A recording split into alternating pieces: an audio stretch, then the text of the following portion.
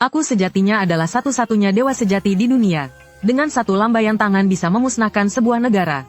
Namun bersembunyi di pegunungan selama 1000 tahun. Setiap hari berdiskusi Dao dengan para iblis besar dan membiarkan Ratu Iblis cantik memijat bahuku. Saat aku masih menikmati semua itu, aku tiba-tiba membuka mata. Karena aku merasakan, 7 dari 12 jimat giok yang kuberikan telah hancur. Selama ribuan tahun, selama puluhan ribu tahun, jimat giok ini hanya kuberikan pada orang yang sangat dekat denganku. Aku segera membuka kesadaran ilahiku untuk menyelidiki. Namun aku melihat seorang gadis berlutut di depan pegunungan 100.000. Tangannya menggenggam erat jimat giok yang telah pecah. Dengan suara serak ia berteriak. Gadis yatim keluarga Qin memohon leluhur keluarga Qin menampakkan diri. Mohon menegakkan keadilan bagi keluarga Qin. Saat itu di belakang gadis tersebut muncul ratusan sosok. Seorang wanita berwajah garang menatap Qin Xuangyu. Keluarga Qinmu sudah lama musnah. Dari mana datangnya leluhur? Lebih baik ikut kembali dan melayani pangeran ke-6. Kau masih bisa mengurangi sedikit penderitaan. Wu Meiling, jika kali ini aku bisa lolos dari bencana, semua luka yang kalian tinggalkan padaku akan kubalas ribuan kali lipat. Qin Xuangyu menatap Wu Meiling dengan tajam. Aku melihat semua ini lalu menggeleng pelan. Sepertinya dinasti Daxia sudah saatnya berganti. Lalu dengan satu pikiran, aku membekukan para pengawal kilin hitam. Kelinci kecil, pergi keluar dan bawa Qin Xuangyu kembali. Di mata kelinci bulan terlintas cahaya merah. Lalu yang lainnya bagaimana? Bunuh semuanya. Di sisi Qin Xuangyu, ia sudah tidak punya tenaga untuk bangkit. Terbaring diam di tanah menunggu kematian. Namun setelah beberapa menit berlalu, tidak ada seorang pun yang menyerangnya. Sekeliling pun sunyi tanpa suara sedikit pun. Ia perlahan berdiri, melihat pemandangan di depannya. Qin Xuangyu benar-benar terpaku. Ia melihat para pengawal kilin hitam di sekelilingnya berdiri kaku di tempat. Seolah-olah waktu membeku. Saat ini Qin Xuangyu sudah tidak peduli siapa yang melakukan semua ini. Ia mengambil pedang di tanah lalu berjalan terseok menuju pengawal kilin hitam. Yang membuat para pengawal kilin hitam ketakutan adalah, mereka jelas masih sadar, namun tubuh mereka sama sekali tidak bisa bergerak. Hanya bisa menatap kematian yang perlahan mendekat. Satu persatu pengawal kilin hitam tumbang. Qin Xuangyu terengah-engah, menyeret pedang panjangnya selangkah demi selangkah menuju Wu Meiling. Mata Wu Meiling berputar panik. Ingin memohon ampun namun tak mampu bersuara. Di tanah suci 10.000 roh aku begitu membantumu. Namun kau malah mencelakakan keluarga Qin hingga seperti ini. Aku akan mencincangmu ribuan kali. Qin Xuangyu menatap Wu Meiling dengan gigi terkatup marah. Pedang di tangannya pun terayun, memotong satu jari Wu Meiling.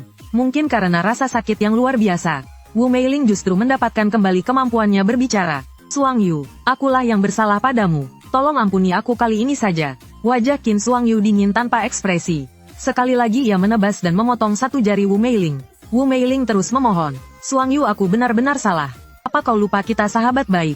Asal kau ampuni kali ini, aku pasti membantumu membalas dendam. Menjatuhkan dinasti Daxia bersamamu. Qin Xuangyu sama sekali tidak menghiraukan. Ia justru menebas Wu Meiling berulang kali. Untungnya saat di tanah suci 10.000 roh, ia telah dipelihara oleh Qin Xuangyu hingga mencapai tingkat tubuh emas tingkat 1. Daya hidupnya sangat kuat, selama tidak menerima luka yang mematikan. Dalam waktu singkat ia tidak akan mati. Setelah Qin Xuangyu selesai menyiksa Wu Meiling, akhirnya ia menebasnya sampai mati dengan satu pedang. Saat itu terdengar suara langkah kaki yang ringan. Seorang gadis bertelinga kelinci mendarat di depan Qin Xuangyu. Sungguh kasihan kamu yang malang. Yue Tu menatap kondisi Qin Xuangyu yang mengenaskan. Wajahnya menunjukkan sedikit rasa iba. Namun tuanku sangat puas dengan penampilanmu. Tuanku menyuruhku membawamu kembali. Qin Xuangyu membelalakkan mata, masih ingin bertanya sesuatu, namun sudah tidak punya tenaga untuk membuka mulut. Kemudian Yue Tu menoleh ke arah orang-orang lain. Tuanku telah berkata, siapapun yang berani menyentuh keluarga Qin, maka dinasti Daxia juga sudah waktunya berganti. Mendengar itu, wajah semua orang langsung berubah. Mungkinkah leluhur keluarga Qin benar-benar masih hidup? Belum sempat pengawal kilin hitam terkejut, Yue Tu sudah mengibaskan tangannya dengan santai. Puluhan pengawal kilin hitam itu, termasuk belasan ahli alam Suan, tewas di tempat. Yue Tu kembali mengibaskan tangannya, lalu menghilang bersama Qin Xuangyu. Saat mereka muncul kembali, mereka sudah berada di depan gubuk jeramiku.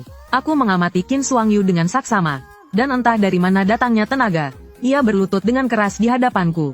Putri yatim keluarga Qin, memberi hormat kepada leluhur. Ia telah lebih dari sekali melihat potret leluhur di aula leluhur keluarga Qin, dan potret diriku dipersembahkan di posisi paling atas papan leluhur keluarga Qin. Aku memandang Qin Xuangyu dengan tatapan kosong. Tubuhnya penuh luka. Aku mengangkat tangan dan mengibaskannya. Seberkas cahaya putih masuk ke dalam tubuhnya. Qin Xuangyu menatap kedua tangannya dengan wajah tak percaya. Tubuhnya langsung pulih ke kondisi puncak. Kultivasi tubuh emas tingkat 9 juga kembali. Leluhur, Qin Shuangyu kembali berlutut, dan langsung bersujud 3 kali. Aku mengangguk lalu berkata datar. Sudah cukup, di tempatku tidak ada banyak tata krama rumit. Lalu aku menyuruh Qin Shuangyu menceritakan kejadian dengan rinci. Keluarga Qin berperang ke selatan dan utara dengan penuh kesetiaan. Namun karena pangeran ke-6 kekaisaran menginginkannya, ia pun menjebak seluruh keluarga Qin. Qin Shuangyu semakin marah saat berbicara. Kepala keluarga Qin Lai, seumur hidup berperang, mati dengan hukuman potong 1000. Sebelum eksekusi tubuhnya penuh luka hingga mengguncang dunia. Putra sulung difitnah melecehkan putri, dipenggal. Putra kedua difitnah menghina Kaisar Xia, dibelah dengan kereta. Adik bungsu berusia 5 tahun di depan mataku, dikuliti dan ditarik uratnya. Mati tragis. Setelah mendengarnya aku mengerutkan kening, lalu berbicara dengan tenang. Anak Qin Yu itu juga benar-benar tidak berguna. Sampai mau bekerja untuk dinasti Daxia, mengapa tidak langsung menggulingkan Daxia dan menjadi penguasa Daxia sendiri? Sejak dahulu jasa besar lebih baik jadi penguasa sendiri. Qin Shuangyu sempat tertegun sejenak, lalu wajahnya menunjukkan ekspresi aneh. Lalu aku pun berkata, jika ku beri kamu sebuah kesempatan, apakah kamu bersedia menghancurkan Daxia dan menjadi penguasa Daxia sendiri? Tatapan Qin Shuangyu sangat teguh. Leluhur, jika memang ada kesempatan, aku akan membantai keluarga kekaisaran Daxia sampai bersih, tidak akan tersisa satupun. Aku mengangguk puas. Qin Shuangyu sangat gembira. Apakah leluhur akan turun gunung? Aku menggelengkan kepala dan berkata, Daxia yang remeh saja, tidak pantas membuatku turun tangan. Dendam darah keluarga Qin, harus kamu balas sendiri. Qin Shuangyu tersenyum pahit. Leluhur, Shuangyu memang percaya pada bakatnya sendiri. Namun waktu kultivasinya terlalu singkat. Baru belasan tahun saja, sekarang pun hanya tingkat tubuh emas 9. Sedangkan Daxia memiliki monster tahap Wenling. Sekalipun aku mau aku tidak mampu. Aku memasang wajah penuh percaya diri. Tak perlu takut, bukankah ada aku di sini? Tenang saja, cukup 1 bulan. Kamu akan memiliki kekuatan untuk menghancurkan Daxia. Qin Shuangyu tertegun sejenak, sulit mempercayainya. 1 bulan, bagaimana mungkin? Di luar pegunungan 100.000. Pangeran ke-6 Li Chengxuan berbaring di kursi, melirik gadis di depannya dengan acuh. Menurutmu, apakah kakakmu bisa hidup dan keluar menemuiku? Wajah gadis itu tanpa ekspresi. Aku tidak peduli, gadis ini adalah putri bungsu keluarga Qin bernama Qin Yaowei. Li Chengxuan tidak membunuh putri bungsu keluarga Qin ini, melainkan membawanya di sisinya, ingin memasukkan Qin Shuangyu dan Qin Yaowei ke dalam kamarnya. Qin Yaowei tidak menghiraukan Li Chengxuan, melainkan menatap pegunungan 100.000 di kejauhan. Matanya dipenuhi kekhawatiran, ia menyembunyikan kebencian di dalam hatinya, menanti kesempatan yang tepat untuk membalas dendam. Li Chengxuan berkata dengan datar, sudah berapa lama Wu Meiling dan yang lain pergi? Saat itu seorang lelaki tua berpakaian kasim berjalan cepat mendekat. Melapor yang mulia, Nona Wu dan yang lainnya sudah masuk selama 3 jam. Dan kasim tua ini bukan orang biasa. Ia telah mencapai tingkat Du. Dengan 1 tangan bisa meratakan gunung dan memutus sungai.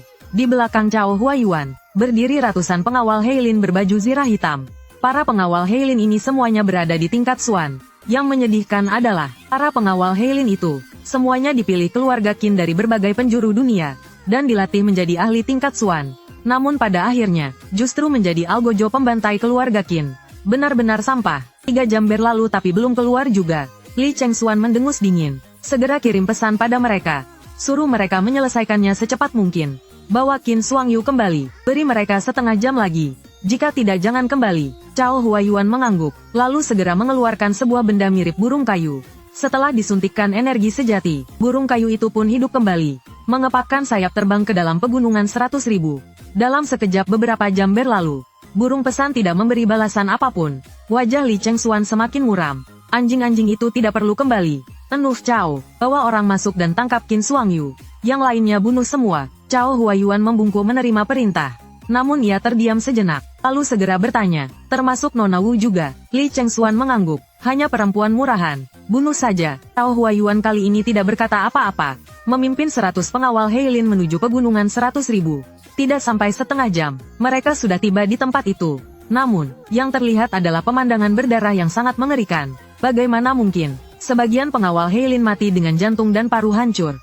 Sebagian lagi tewas oleh pedang cahaya dingin. Wajah Cao Huayuan tampak sangat serius. Sepertinya, ada ahli kuat yang membantu Qin Shuangyu. Pada saat yang sama, aku mengayunkan tangan. Sebuah gambaran muncul di hadapan Qin Shuangyu.